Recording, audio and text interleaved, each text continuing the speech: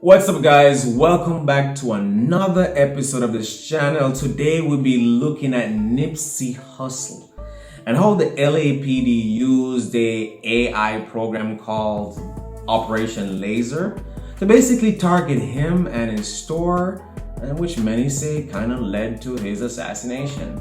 So let's jump into it.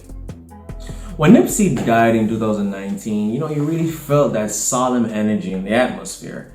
Now, Nipsey's no regular mumble rapper. The man actually raps like early 90s, those early 2000s stuff.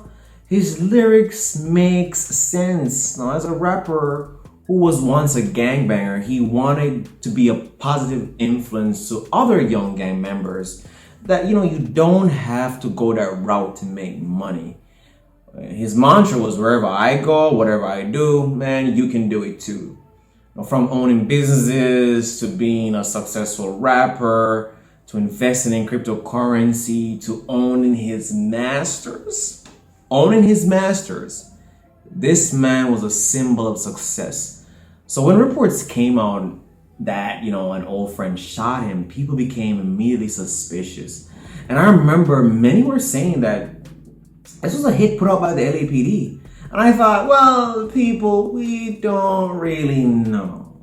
However, with the recent article in the Gaurdian, it makes you wonder, could the L.A.P.D really have had a vendetta against him that they would have had him killed? I don't know. Could be. So to fully understand this, you have to know Nipsey's story.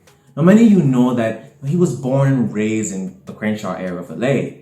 Now, since he was a teenager, he and his brother had always had run-ins with the L.A.P.D, who would harass them constantly, sometimes putting them in handcuffs while taking their goods. Now, Nipsey, he was a hustler, as his rap name suggests, and he sold clothes, shoes, socks, anything just to make some money. Now, Nipsey's brother said in an interview that the L.A.P.D would tell them, get a real store and pay taxes, which they eventually did. Now, their first store was called Crenshaw Tees, and they later opened their flagship store called Marathon Clothing at the intersection of Crenshaw and Slauson. Now, when they did this, they thought, okay, L.A.P.D is not gonna harass us no more since everything was legit. But little did they know that they were about to face the worst nightmare in their lives. Now, before the Marathon store opened in 2017, the L.A.P.D had launched this new predictive policing program called Operation Laser, which stands for Los Angeles Strategic Extraction and Restoration. And they hope that the program would extract offenders with the precision of a doctor using laser to extract tumor. So essentially they were saying that offenders were like tumors, you gotta take them out of the community. Now, this software aided the L.A.P.D by compiling data on an area or on an individual by allocating a score to the area or said individual. Now, the higher the score, the more likely crime would be committed in the area, or the person in question would commit a crime. Now, the data that was fed to the software came from field report cards, calls made in about a suspicious activity, prior arrests made, jaywalking, or if the cops simply stopped and talked to you about anything non-crime related.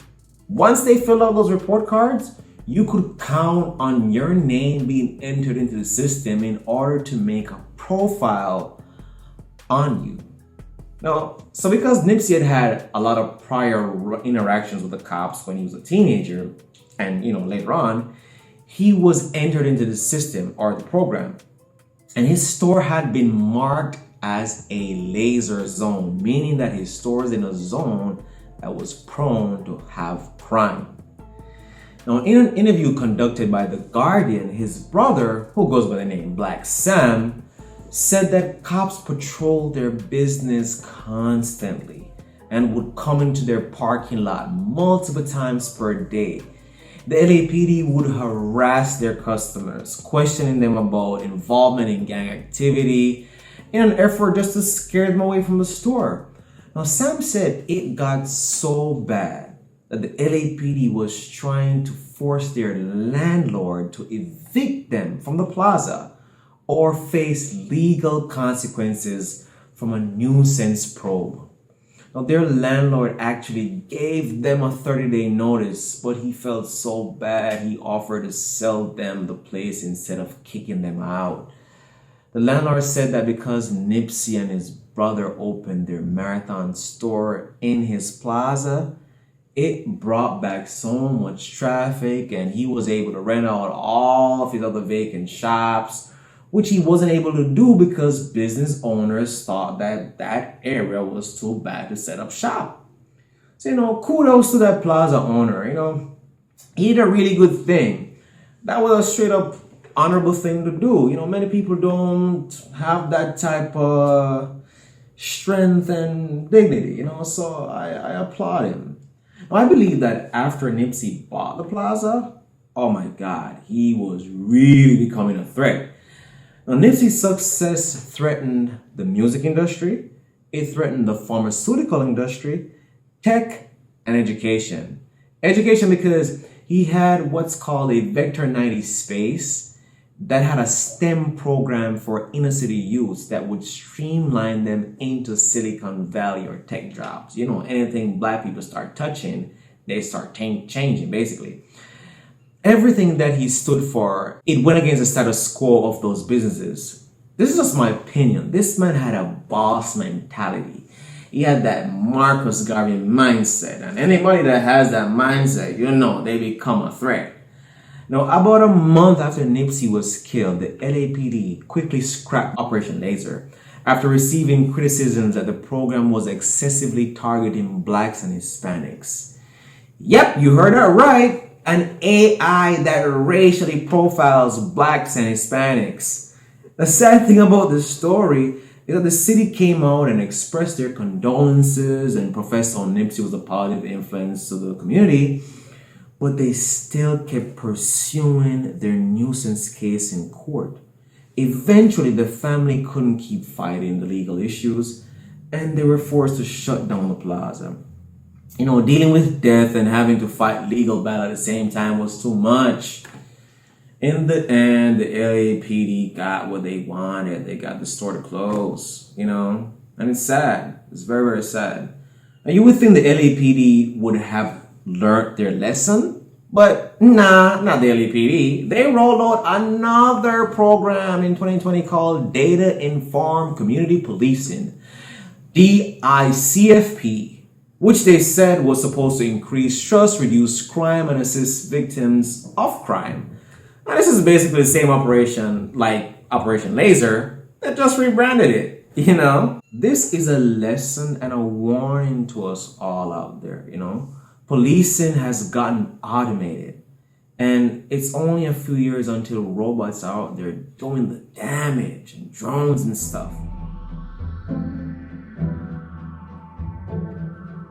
The idea of the robot actually was introduced by the mayor of the city of Huntington Park and the city council. The robot itself was given the name HP RoboCop for Huntington Park. It's, rather a futuristic piece of equipment that essentially is a sophisticated, current time, high definition camera system. All of the video footage is recorded 24/7. It also has an alert button feature wherein members of the community will be able to press the alert button to notify the monitoring center that they need assistance or they would like the police to respond on something. Please help keep the park clean.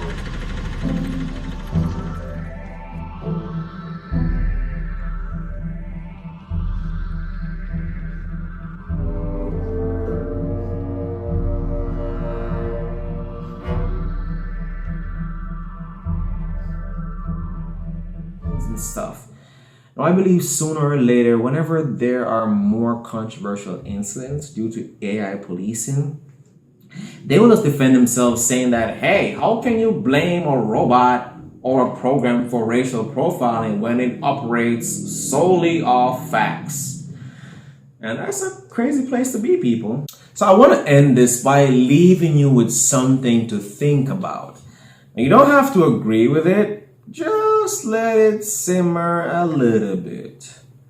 And if you ask me why they, and I say they because I believe the guy who killed Nipsey probably was working for someone or a group. I don't know, but I just believe he wasn't working just by himself.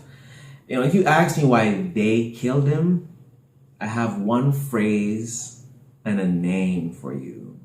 Number one, the spook who sat by the door. And number two, Dr. Sebi. Every time that man's name is mentioned, something bad happens to people.